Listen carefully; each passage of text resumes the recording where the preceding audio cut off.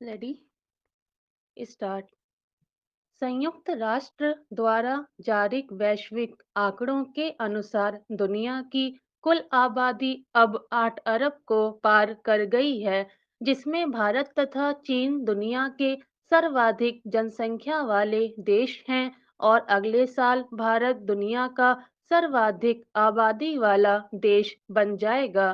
संयुक्त राष्ट्र जनसंख्या कोष ने इसकी व्याख्या करते हुए कहा भी है कि 8 अरब उम्मीदें, 8 अरब स्वप्न और 8 अरब संभावनाएं।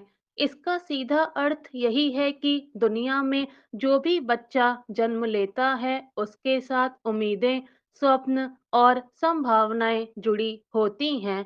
इसीलिए यूएन दुनिया की आबादी 8 अरब हो जाने को मानवता के लिए एक अहम पड़ाव मानता है, जिसमें घटती गरीबी, लैंगिक समानता, स्वास्थ्य सेवाओं में सुधार और शिक्षा का विस्तार जैसी उपलब्धियां शामिल हैं।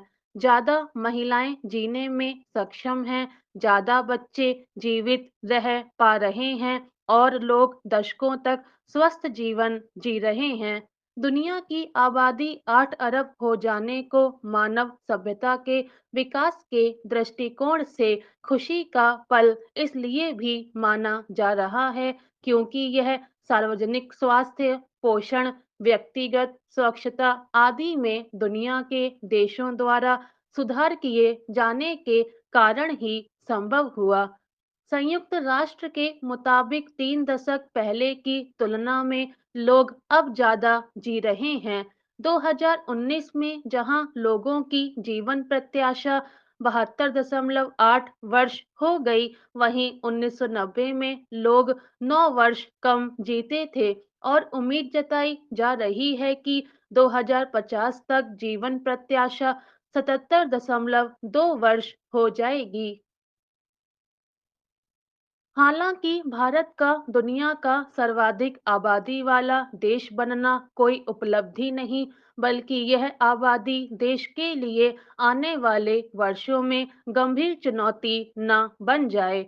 भारत को जनसंख्या नियोजन के लिए अभी से ठोस कदम उठाने होंगे। भारत में फिलहाल दुनिया की सबसे ज्यादा युवा आबादी है, लेकिन इसका देश के विकास में भरपूर लाभ कैसे लिया जाए, यह हमारे तंत्र के लिए गंभीर चुनौती है।